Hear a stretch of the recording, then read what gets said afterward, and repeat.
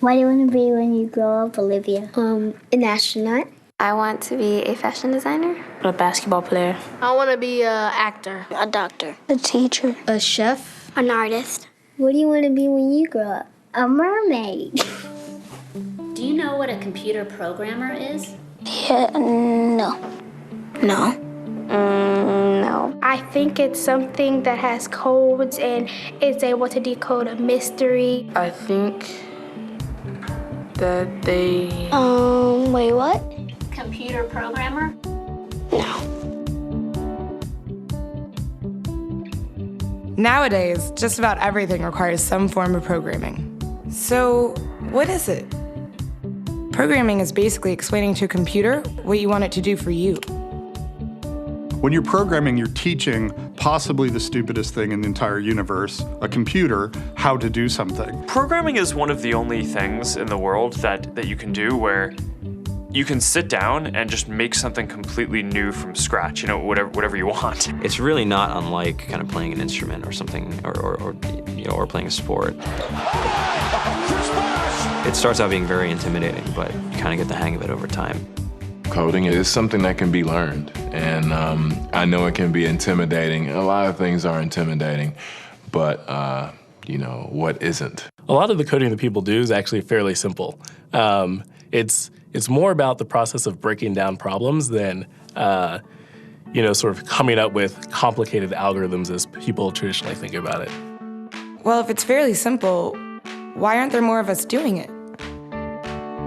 Over the next 10 years, there will be 1.4 million jobs in computer science, and only about 400,000 grads qualified for those jobs. That's a shortage of 1 million people. So, how do you start?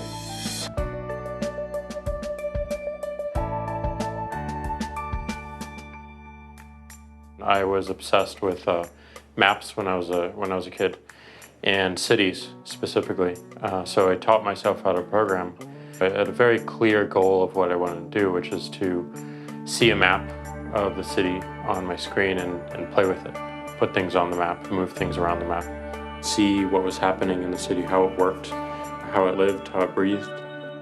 The best early thing was actually using software to decide when the classes in my school would meet, and that put me in a position to decide which girls were in my class. The first program I wrote asked things like, what's your favorite color?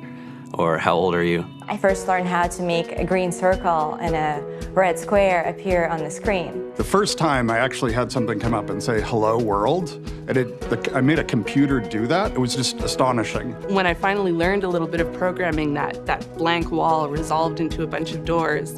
And you open them, and finally you start to open enough doors that the light comes in. And to me, a finished program is like a structure filled with light. All the corners are illuminated. You understand the structure of it. It's a really serene feeling to have completed that.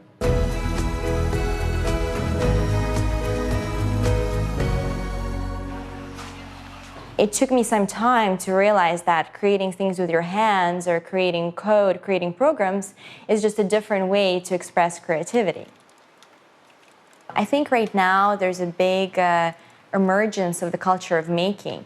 People who make their own scarves and hats, people who write their own apps. Now it's just limited by your imagination and sort of what kinds of ideas what kind of understanding can you build into the computer so that it can do these things that were previously impossible.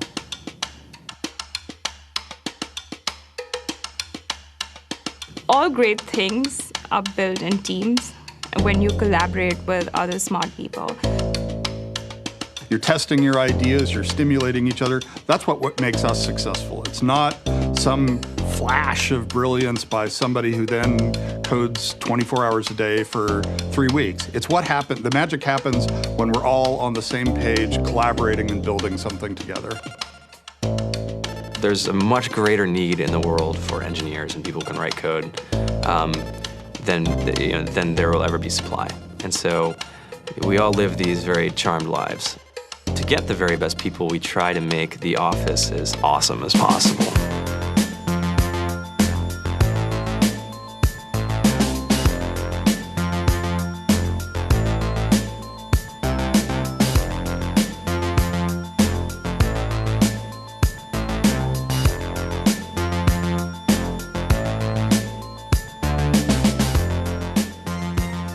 We have a fantastic chef, Free food, breakfast, lunch, and dinner. free laundry, snacks, even places to play and video games and scooters. There's all these kind of interesting things around the office and places where people can play or relax or go to think or play music or be creative.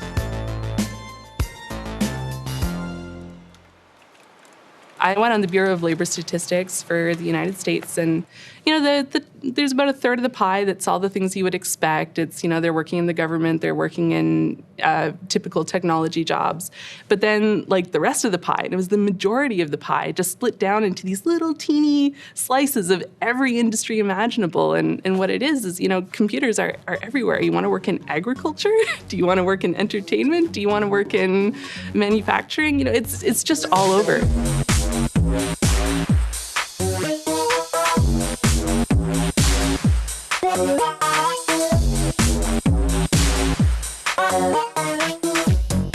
Here we are, 2013. We all depend on technology to communicate, to bank, information, and none of us know how to read and write code. So you guys, what else? Who else has an idea of what we can change with our programming? What else can we do? Tiffany? What I saw my students take away from using Scratch and programming in our classroom is that they were willing to push through problems. It really builds critical thinking, it builds problem solving, and it's something that they can then apply to math in the classroom or their reading skills. We integrated science with this programming, and I saw my scores go up 30%. When I was in school, I was in this after-school group called the Whiz Kids. And when people found out, they laughed at me and, all these things. And I'm like, man, I don't care. I think it's cool. And, I'm learning a lot. And some of my friends have jobs. It's important for these kids. It should be mandatory to be a citizen on this planet, to read and write code.